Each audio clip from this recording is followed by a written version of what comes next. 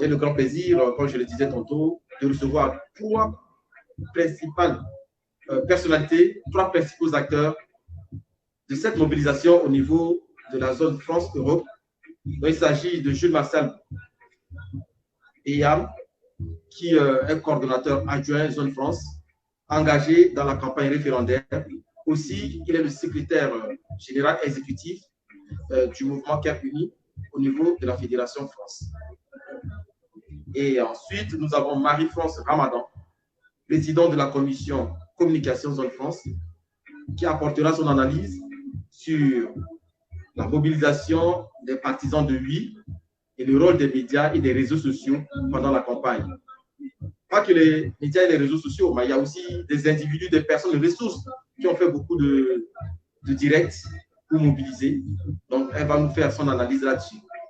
Et Maxime Piri, enfin, président de la commission à la coordination Zone France, qui partagera son point de vue sur l'engagement de la diaspora centrafricaine en France, Europe, et son influence sur le processus référendaire. Donc, c'est celui-là, on va dire, c'est l'argentier de la coordination. C'est lui qui a les bourses. Donc, voilà. Et si vous avez vos questions à poser, posez-les. Nous avons 1 heure, mais malheureusement, nous sommes en train de perdre beaucoup de minutes parce que nos invités ne sont pas tous là. Sachant que nous devons recevoir juste après ça le ministre Maxime Balalou, qui va débattre avec d'autres compatriotes, Shadrach et Wawi, qui est un observateur de la vie sociopolitique du Centrafrique. Donc, nous sommes déjà 9. En attendant que M. Piri arrive, est-ce qu'on peut déjà commencer? Alors, c'était à 9h, c'était à 8h, c'est-à-dire 20h, heure de Paris, 19h, heure de Bangui, que l'émission a été programmée. Là, il va nous rester que 40 minutes de débat. Parce que tout à l'heure aussi, avec Wika, ça tenait après le tir encore le réunion. Donc, vraiment, ça va être tout juste. On a beaucoup à dire, mais on va aller à l'essentiel. Nous irons à l'essentiel. C'est pour ça que nous vous demandons de partager massivement pour que même si les gens ne sont pas là, ils viendront écouter. Parce que ça sera déjà dans des groupes et sur d'autres médias. C'est très important parce que les questions que je vais poser à mes trois invités sont des questions pas très techniques, mais vraiment du terrain. C'est que ces personnes de ressources ont pu faire durant ces 2 semaines au niveau de la France. On a vu des traces, elles ont travaillé, un travail acharné, et ça mérite d'être dit pour que nos autorités au niveau du pays, que ce soit la représentation de Centrafrique au niveau de la France, le sachent. Parce que si on fait quelque chose et qu'on ne communique pas autour, ça n'a pas d'impact. Ça doit avoir beaucoup d'impact sur nous, sur vous, sur moi aussi. Voilà. Nous avons eu cet exercice référendaire en 2015 avec Mme Kateri Sambapanza, aujourd'hui en 2023 avec le président Faustin Archange Touadéra. Qu'est-ce qui a changé durant ce scrutin, durant cette campagne? Les défis. Donc là, c'est à eux aujourd'hui de nous le dire.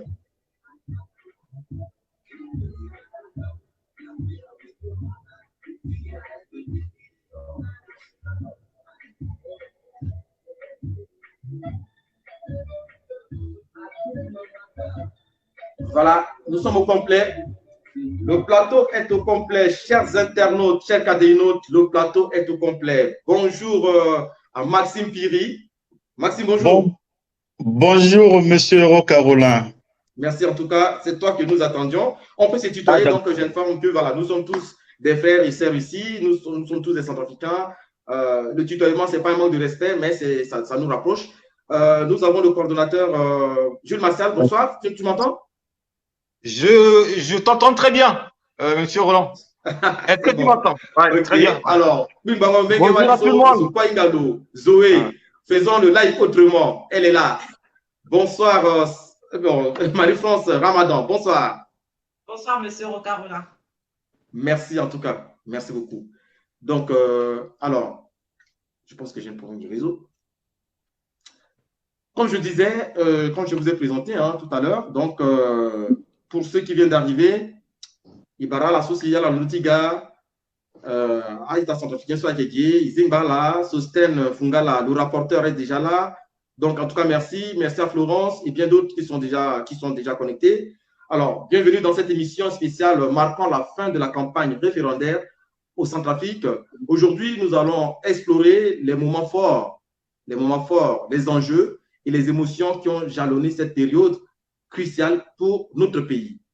Nous avons le privilège d'accueillir trois invités spéciaux, comme je le disais tantôt, tous partisans du oui, qui apporteront leurs perspectives uniques sur le processus référendaire, leurs espoirs pour l'avenir du Centrafrique et les défis qui les attendent alors que le pays s'apprête à ouvrir un nouveau chapitre de son histoire. Donc, il s'agit de Jules Martial Beyam, coordonnateur adjoint Zone France, secrétaire exécutif du MCU, engagé dans la campagne référendaire, qui nous parlera des raisons de son soutien en faveur du changement proposé et de son expérience en tant que militant et cadre du mouvement Cœur Unique en France. Ensuite, aussi une autre cadre du mouvement Cœur Unique, Marie-France Ramadan, qui est en charge de la commission communication Zone France, qui apportera son analyse sur la mobilisation des partisans du oui et le rôle des médias et des réseaux sociaux pendant la campagne, mais aussi des personnes ressources qui se sont mobilisées pour mobiliser des gens à aller voter le 30 juillet prochain au niveau de l'ambassade quand il s'agit des Centrafricains de France. Enfin, nous avons M. Maxime Piri, cadre du MCI Parément, président de la commission à la coordination Zone France, qui partagera son point de vue sur l'engagement de la diaspora centrafricaine en France, Europe et son influence sur le processus référendaire. Voici comment je plante le décor et je vais tout de suite aller directement dans la première question. Je m'adresserai particulièrement à M. Jules Martial. Jules Martial, quel a été le moment le plus marquant de la campagne référendaire pour vous et pourquoi? Merci Roca. Je salue tous les cadéinautes et tous les compatriotes qui nous suivent en ce moment. Et je salue également mes amis, Sistango la Ramadan, qu'on ne représente plus, Maxime Piri. J'ai une pensée également à l'équipe de la coordination de campagne France. Nous étions déjà venus sur votre plateau le 15 dernier au lancement de la campagne référendaire pour appeler nos frères, nos compatriotes de la France et à travers le monde également au dialogue et aux échanges sur la nouvelle constitution. Merci pour l'occasion que tu nous donnes, comme tu nous permets de te tutoyer, Roca. Merci pour l'occasion que tu nous donnes de nous retrouver encore ici, pour marquer la fin de cette campagne. Je l'avais déjà dit, nous sommes une équipe constituée d'hommes et de femmes qui travaillent et qui ont eu à travailler pour cette campagne. À notre tête, c'est notre frère Marcelin Dassira, qui est le coordinateur non seulement de France, mais de toute l'Europe. Hein, et j'ai été choisi avec mes autres amis pour être à ses côtés. Donc voilà comment on a travaillé. Maintenant, pour répondre, donc j'ai une pensée pour toute l'équipe de la coordination. Je tenais à le dire pour tous ceux qui ont travaillé. Et vous m'avez posé la question de savoir quel est le moment le plus marquant. C'est une question difficile quand même à répondre parce que il y a eu beaucoup de moments marquants, mais je répondrai simplement en disant que la journée la plus marquante pour moi, c'est celle d'aujourd'hui. Au moment où nous sommes en train de parler, des milliers de Centrafricains se sont réunis au stade de 1000 places que vous connaissez à Bangui. Les images circulent en ce moment. Les Centrafricains sont sortis nombreux. Et là, je vous parle que de Bangui, là. Pourquoi je dis que c'est marquant pour moi? Parce que ça se passe au moment où le chef de l'État lui-même n'est pas sur le territoire. Alors, le chef de l'État n'est pas là et les Centrafricains sont sortis. Ils sont sortis de nombreux soutenir ce projet-là. Voilà pour moi la journée d'aujourd'hui est une très grande journée et qui marque vraiment cette campagne. Pendant cette journée, il y a eu beaucoup de messages. Il y aura le grand message également du directeur national de campagne, le DNC Évariste Ngamana, qui a expliqué les transformations, les points qui ont été retouchés suite aux différentes remarques et amendements des Centrafricains. Donc voilà, je tenais à le dire. Merci beaucoup encore pour l'occasion et j'espère avoir répondu à la question et j'espère que nous ferons une belle émission. Merci beaucoup, monsieur le coordonnateur général adjoint, Jules Martial Beyam. Merci en tout cas d'avoir planté ce décor. On dit, quand on donne la parole à un homme, il faut qu'une femme réponde. Alors, au lieu de passer la parole à monsieur Maxime Piri, je vais me retourner vers notre sœur Marie-France Ramadan, chargée de communication. Dites-nous, Marie-France, en tant que partisan du oui, pouvez-vous nous expliquer les vraies raisons, les principales raisons pour lesquelles vous soutenez le changement proposé par ce référendum? Bonsoir, monsieur Roca, bonsoir une fois de plus, et bonsoir à tous ceux qui nous regardent en direct et qui prendront l'émission en différé. Et je salue mes frères unis, Jules Martial Beyam et Maxime Piri. Je soutiens le référendum, je soutiens le oui, parce que pour la simple et première raison que tout le monde connaît et fait semblant de ne pas connaître, c'est que le président Archange Touadéra a prêté serment le 30 mars 2016 sur une constitution basée sur une transition et qui devrait normalement, dès son premier mandat, être changée. Mais à cause des soucis sécuritaires, ça n'a pas été fait. On peut considérer cela comme une faute. On peut lui attribuer le tort de n'avoir pas vite fait cela. Mais il y a un adage qui dit « vaut mieux tard que jamais ». Donc, déjà, ça, c'est le premier point. Ensuite, il y a beaucoup, pour ne pas vexer ceux qui l'ont écrite, des coquilles. Donc, ces coquilles-là sont à revoir. Nous sommes humains.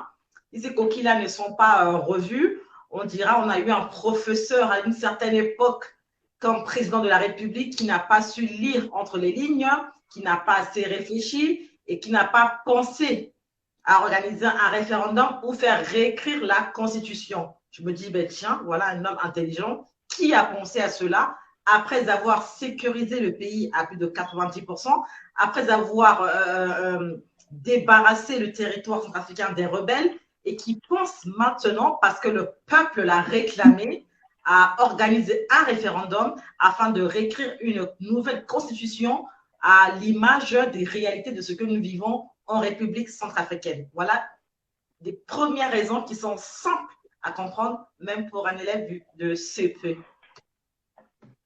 Mademoiselle Ramadan, en tout cas, merci d'avoir répondu à cette question. Alors, vous êtes toi, monsieur Maxime Piri, qui est chargé des finances et de mobilisation des ressources, est avec nous. Monsieur Piri, alors, est-ce que vous pouvez nous dire quels ont été les principaux défis auxquels vous avez été confronté en tant que partisan du oui pendant cette campagne? Bonjour Roca, je te remercie pour ta question. Alors bien avant de commencer, je souhaite, si tu me le permets, de donner un petit remerciement à l'équipe dont je fais partie de la coordination Zone Europe, qui constitue enfin France, Belgique et les États-Unis. On était nombreux, on a eu à se mobiliser, il y a beaucoup de travail qui ont été faits, beaucoup d'heures de réunion, beaucoup d'heures de live pour faire la promotion. Je tiens ici en présence de ma compère mademoiselle Ramadan Sistangola, qui est à la tête de cette commission, qui a fait un travail remarquable de communication. On a tous vu le travail que cette commission a fourni. Nous avons aussi les autres commissions vulgarisation des textes. Enfin, je ne vais pas tous les citer ici, mais en tout cas, on a eu à faire de bons boulots. Et aussi à mes amis de la commission des finances qui ont fait un travail aussi de mobilisation très très importante. Alors, pour revenir à la question que tu m'as posée, euh, les moments marquants, moi je dirais, alors c'est du début à la fin parce que c'est un projet. Cette nouvelle constitution, c'est un projet que le chef de l'État a voulu pour le pays, pour le bien de notre nation, c'est-à-dire aujourd'hui, pour avoir un bon développement, c'est-à-dire le pays a besoin d'avoir un outil que tout le monde puisse se retrouver dans cet outil-là. Alors, depuis des années, on a eu à changer des constitutions, à aller dans des constitutions, mais qui n'est vraiment pas adapté à la réalité de notre pays. Le président de la République est arrivé, certes dans a trouvé la République centrafricaine, comme vous et moi, nous savons tous, dans un état, on va pas dire ici, mais si on se retrouvait entre nous, on dirait dans un état pitoyable. C'est-à-dire, tout à fait. voilà. Donc, c'était le premier défi qu'il avait, c'est-à-dire de relever la République centrafricaine. Ce défi, on a tous été témoins parce que le président de la République, dès son arrivée, il avait commencé par la politique de la main tendue. Il avait commencé par là, c'est-à-dire dialoguer entre Centrafricains parce que par le passé, nous nous sommes accrochés, nous nous sommes détestés, voilà, plein de choses. Ça, c'était le défi du président de la République. Il avait réussi la première partie parce qu'il s'est attelé à remettre vraiment la République centrafricaine qui était dans un état de convalescence bien avancé, de pouvoir se relever un peu. Et maintenant qu'on a vu, on est parti. Maintenant, il faut doter le pays d'un outil qui nous reflète. C'est pas un outil qui vient d'ailleurs, comme disait un de nos célèbres compatriotes professeurs de droit constitutionnel ici en France. Il disait que il faut faire une constitution qui nous ressemble à nous, pas une constitution qui vienne d'ailleurs et notamment de la Ve République française. Voilà. Donc nous, on a cru à ce projet, on a essayé de mobiliser les compatriotes, faire des choses. Il y en a qui sont sceptiques, d'autres qui ont cru comme nous à ce projet, d'autres qui sont pas qui sont des indécis. On a réussi à ramener beaucoup d'indécis aussi pour aller voter le dimanche. Donc, je ne veux pas trop m'étaler. Je pense que vous avez votre temps. Voilà, je serai disponible pour la suite de la discussion. Merci. Merci. Alors, avant de revenir avec le cordeau, comme il s'agit de la communication, je voulais demander à Madame Ramadan, Mademoiselle Ramadan, la participation citoyenne a-t-elle été élevée pendant cette campagne référendaire? Comment avez-vous mobilisé réellement les électeurs de votre secteur, de votre circonscription ou de la zone France? Comment ça a été? D'accord, merci. Bon, nous sommes à l'heure des réseaux sociaux. Hein. On ne va pas se mentir pour dire qu'on a battu campagne sur le terrain comme ça se passe à Bangui. La Bangui, c'est plus facile de se déplacer qu'en Europe, hein, où les transports coûtent cher, où il faut s'organiser plusieurs mois à l'avance. Et la campagne a commencé le 15 juillet. Hein. C'est du 15 juillet au 28 juillet. Donc, on n'allait pas parcourir tous les territoires français physiquement, mais on a pu parcourir grâce aux réseaux sociaux à travers de différents lives.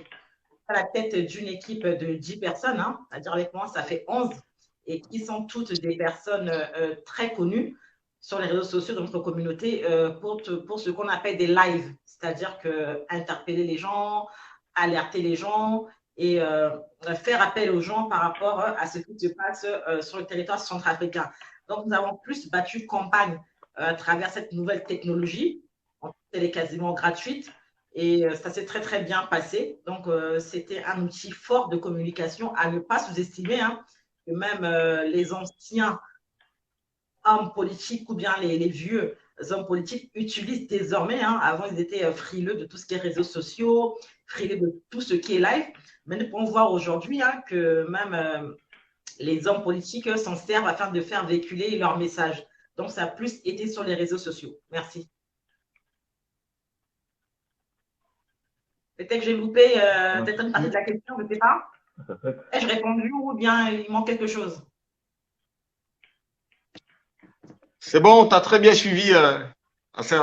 Peut-être il y a un problème peut-être du côté de Roca, je crois. Est-ce que pour Monsieur Roca, j'ai répondu ou dois-je C'est prendre chez moi le. Non, je crois qu'il y a un souci de réseau, je crois. C'est chez moi ou pas? Ouais, D'accord. ouais, c'est de ton côté. On t'a perdu un peu, Roca. Je pense Allô? avoir répondu. Hein. Oui, nous sommes toujours là, nous. Bon, on a du mal à réceptionner notre sœur Marie-France. Les C'est autres, de vous votre l'entendez ou côté, pas? je crois. Hein. C'est de 5 votre sur 5. côté. Il y a un réseau, il y a un problème de réseau. Ouais, c'est chez lui. Hein. Ouais. Maxime, ça va? Tu me reçois? Oui, non, bah, super. Je te reçois très bien. Je Je reçois également. Ouais. Je reçois également de mon côté. Mais je pense que, Ok. en attendant, On peut poursuivre, mais bon, Ok. il est là, c'est bon. On a les Non, c'est bon. Voilà. J'ai répondu à la question. Hein. Ok, super. En tout cas, merci. Oui, ça bousille un peu. Alors, pour Jules Martial, donc, merci en tout cas, Marie-France. Pour Jules Martial, tu peux nous dire comment as-tu ressenti l'engagement de la diaspora centrafricaine en France, en Europe aussi, hein, parce que certainement, tu as pu correspondre avec ton collègue de la Belgique, j'imagine, pendant la campagne. Quel rôle a joué la coordination France dans le processus référendaire?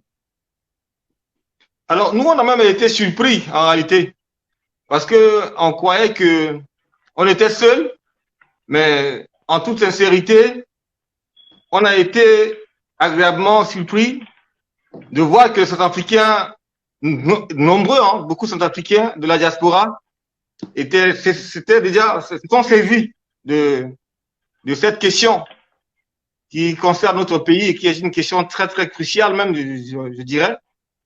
Et donc, on a eu à faire des échanges. Il y a certains points qui touchaient beaucoup les Centrafricains, notamment ceux qui vivent à l'étranger et certains aussi parmi nous qui ont des doubles nationalités et autres. Il y a des questions d'exclusion, par exemple. Ça, c'est des questions sur lesquelles on a eu à échanger beaucoup. Et on a compris que les Centrafricains aiment leur pays. Donc, ça a été facile en réalité parce qu'il s'agissait vraiment de l'amour de notre pays. Et donc, on a été entouré et les messages qu'on portait, lorsque ça n'était pas compris, on prenait le temps d'échanger à travers les commentaires ou dans les lives que nos frères ont fait de nombreux.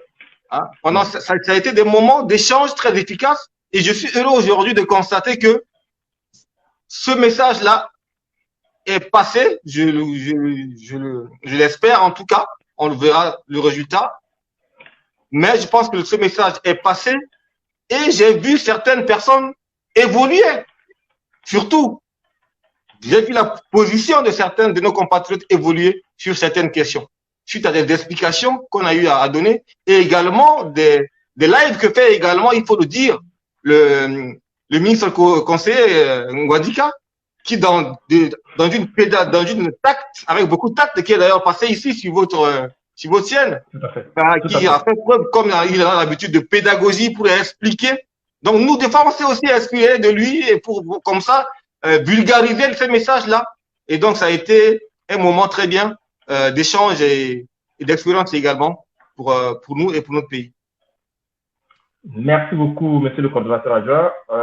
Monsieur Thierry, Maxime, tu peux nous dire quelles sont vos attentes, je parle de la coordination, hein, pour l'avenir du Centrafrique après la clôture de cette campagne référendaire aujourd'hui? Oui, je te remercie, Oroka. Alors, c'est la suite après la fermeture, enfin pas forcément que de cette campagne, mais après la suite, ce sera les élections, les votes qu'on va faire, et puis la suite, on espère bien que le oui va gagner largement pour pouvoir donner la possibilité aux exécutifs de pouvoir réaliser quelque chose de bien pour notre pays. Aujourd'hui, après ça, je pense que c'est que les Centrafricains, que nous, les Centrafricains, qu'on puisse rester unis pour regarder dans le même sens et continuer à relever le pays de là où le pays était. Donc, Voilà. Donc je pense que ça c'est le grand défi, c'est le défi de tous des uns et des autres aujourd'hui, c'est de laisser les ressentiments, les querelles, les haines, on laisse tout ça de côté. Voilà. Maintenant, c'est la démocratie qui va parler. Ce dimanche, ça va être l'expression de la démocratie. Tout le monde, il faut que nous soyons tous prêts à accepter le résultat de cette manœuvre démocratique que le président a voulu, parce qu'il pouvait aussi faire autrement, de rester dans son petit coin, de prendre ses 2-3 conseillers et puis de dire que on va changer une constitution mais il a voulu nous associer à cet exercice. Aujourd'hui, comme dans toutes les élections, on va pas dire que on espère avoir 100%, mais on espère avoir une large victoire, oui. Et puis ceux qui ont voulu le non ou de l'abstention, ben ils vont s'aligner derrière la démocratie, simplement pour pouvoir avancer, parce que voilà, le pays a beaucoup souffert. On a la chance, comme disait Marie Poto un peu plus haut, que le pays a beaucoup souffert. Donc on doit avancer avec ce qu'on a et bien avancer. Je pense que pour bien avancer, avoir cette constitution qui va nous permettre, qui va éclairer notre chemin, et puis pour avancer. Donc après cette campagne, on va se calmer, le temps de se reposer. Demain, dimanche, on va voter, et puis après la suite, c'est le pays. Après la suite, que la Centrafrique puisse être éclairée par cette constitution.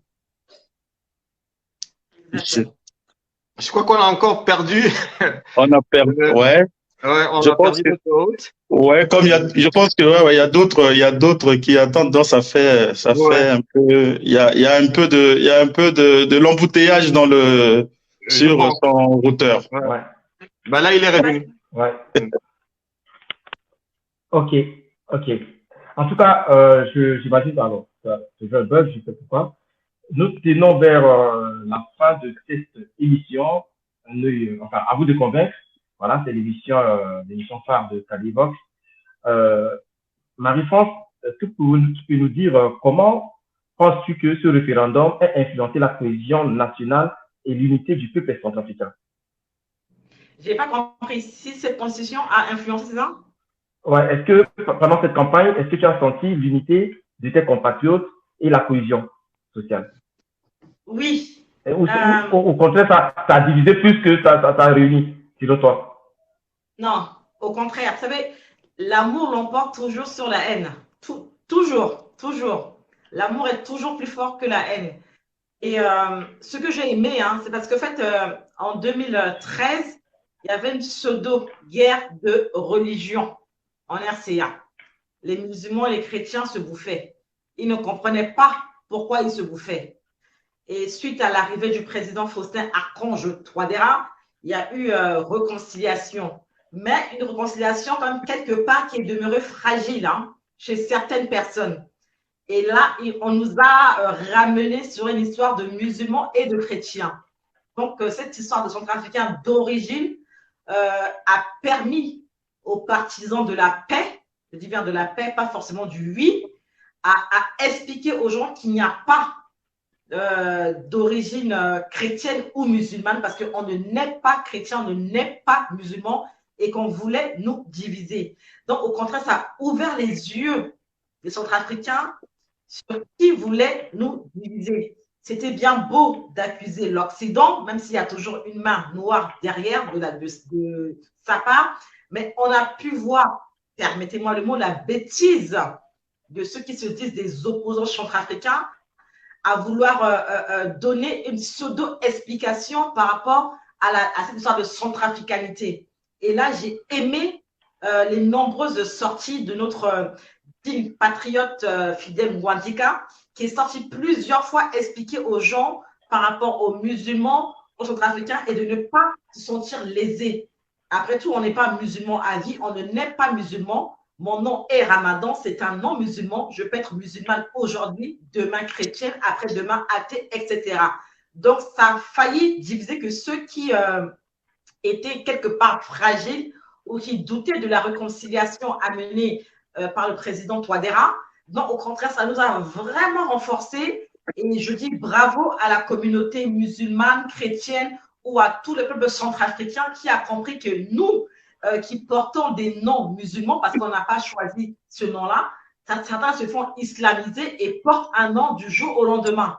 Mais moi, je suis née Ramadan et je ne me sens pas exclue de cela. Au contraire, je suis fière parce que partout où je passe, on me demande, je suis centrafricaine ou bien française, mais de quel pays d'origine? Voilà. Certains, à travers mon visage, me voient comme une Rwandaise, Sénégalaise. Tout ça, c'est l'Afrique. Donc, moi, je me dis bravo de ce que le oui avant les unes ait emporté cette victoire sur la haine qui voulait nous séparer. Et ça a ouvert les yeux de plusieurs compatriotes sur les opposants qui nous ont toujours divisés et qui étaient cachés dans le noir et qui, grâce aux réseaux sociaux, sont sortis de leurs bêtises pour prouver à quel point c'est eux qui ont toujours s'aimé la zizanie. Il est temps, franchement, de les dégager. Merci. Merci beaucoup. Alors, comme je disais, alors nous avons 1 heure malheureusement. Et avant de passer la parole au coordonnateur adjoint, donc je lis ici l'intervention d'un compatriote en direct de Montréal qui dit, alors, en la personne de Monsieur Éric Bertrand Lembe Beila, de Montréal, j'ai suivi de bout en bout les efforts déployés pour faire passer l'essentiel de ce projet constitutionnel. Maintenant, il appartient à chacun d'aller voter en son âme et conscience.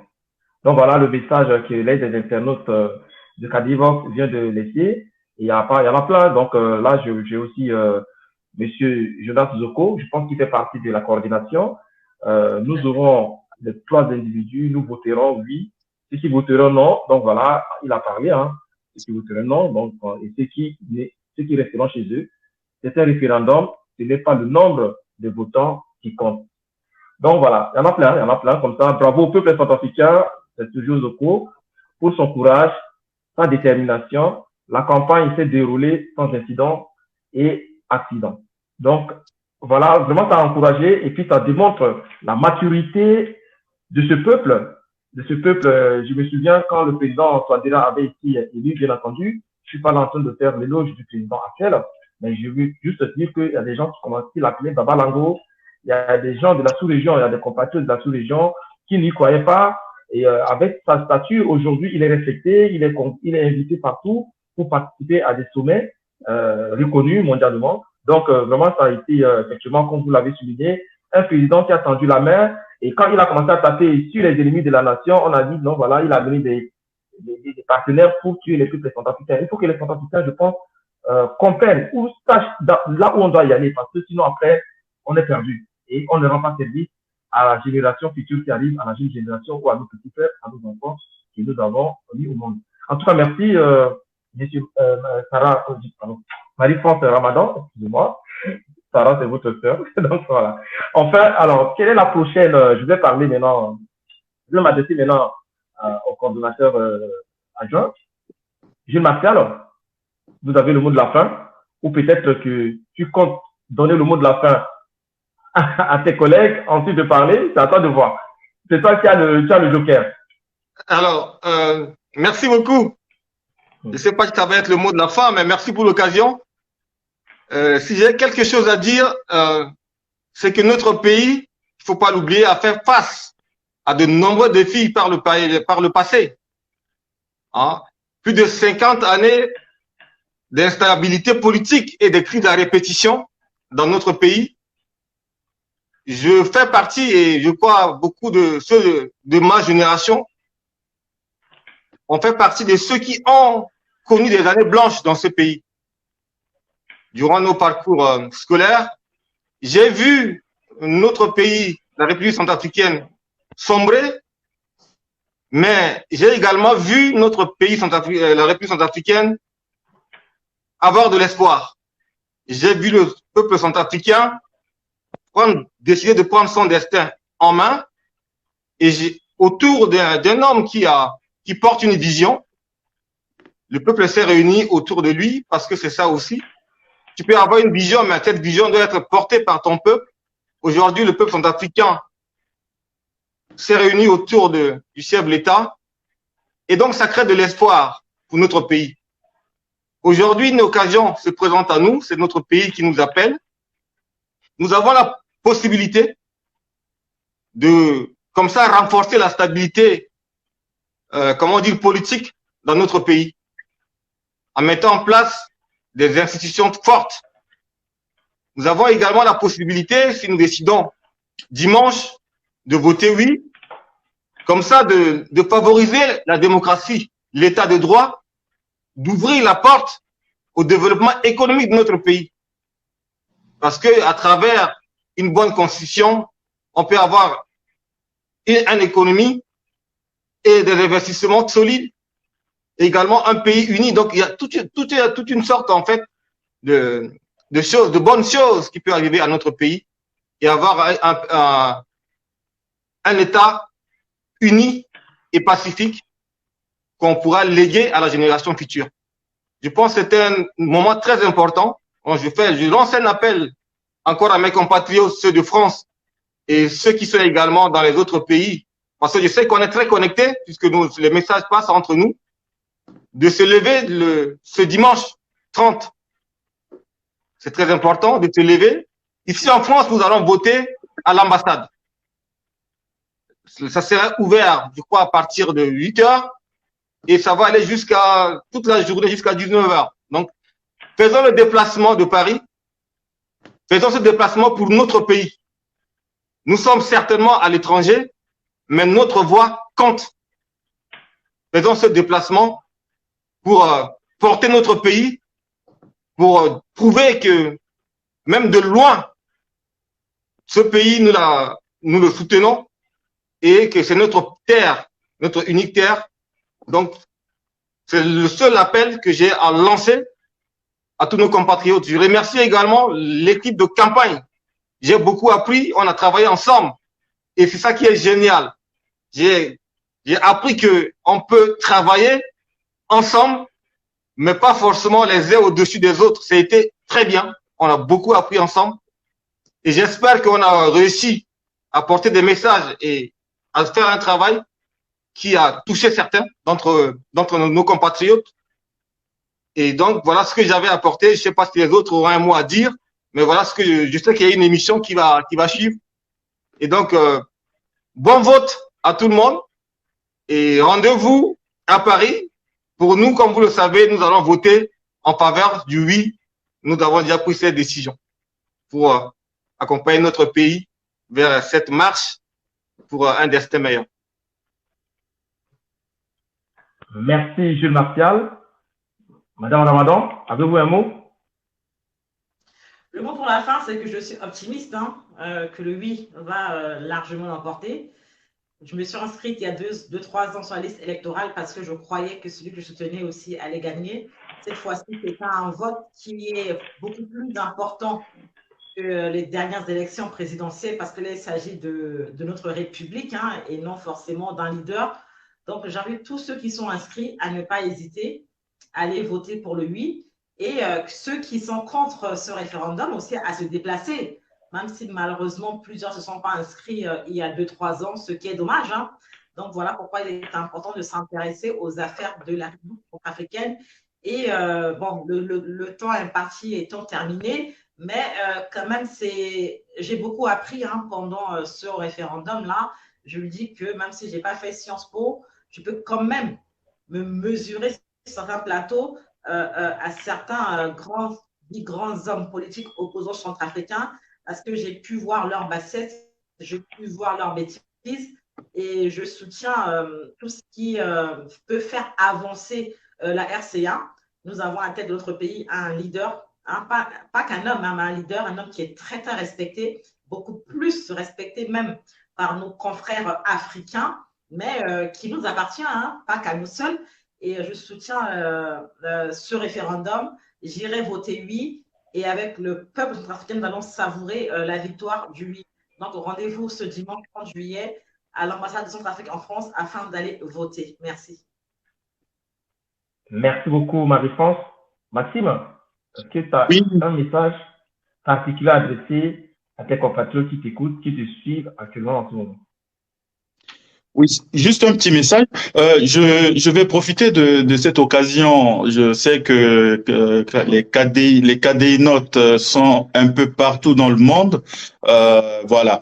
Donc je demande à nos compatriotes qui se trouvent dans les quatre coins du monde s'ils ont la possibilité d'aller voter.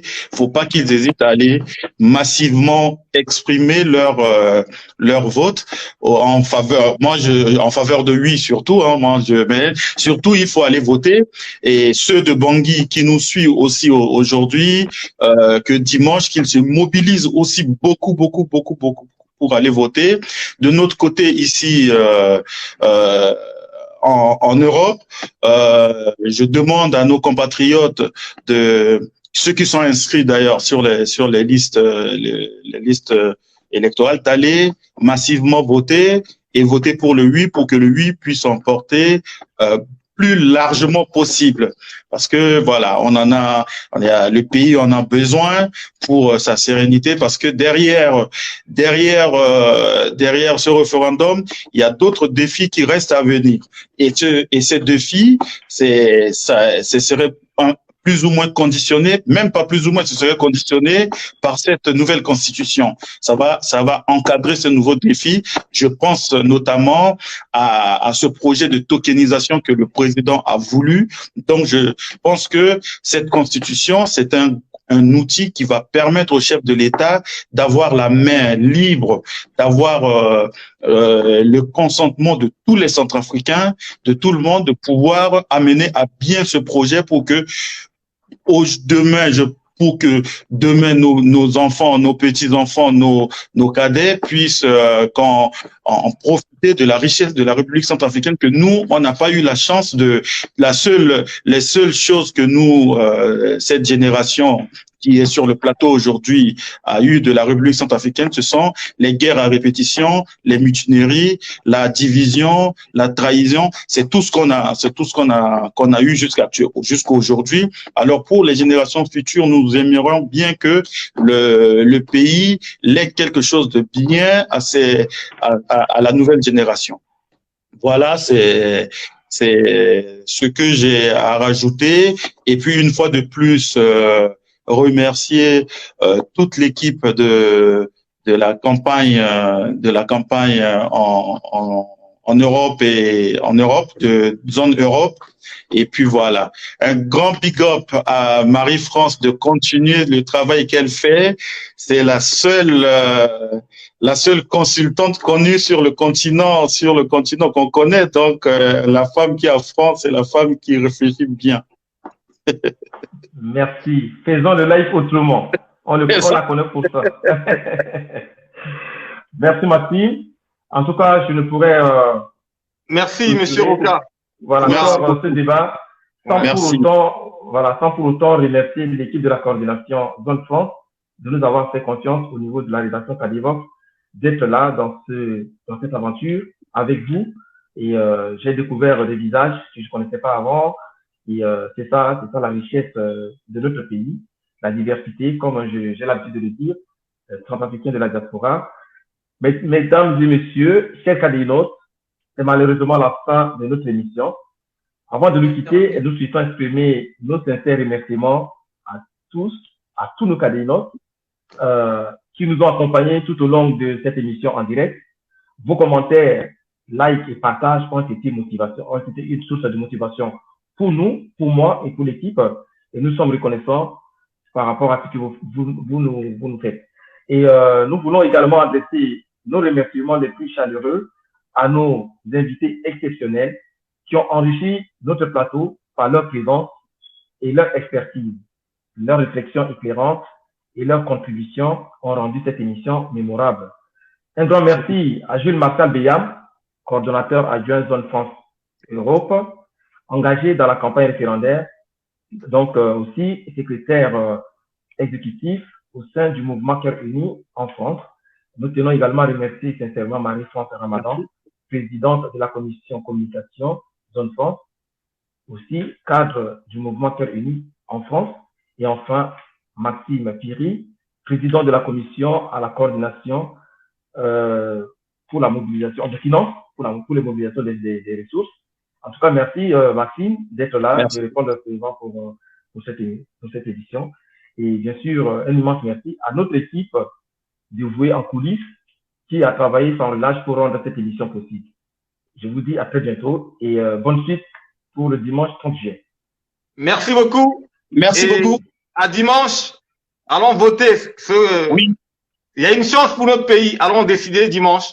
Rendez-vous pour Paris, rendez-vous à l'ambassade. Voilà. À bientôt. Merci beaucoup. Merci. Merci. À bientôt. On coupe ici. Merci. Merci, au revoir. Merci beaucoup.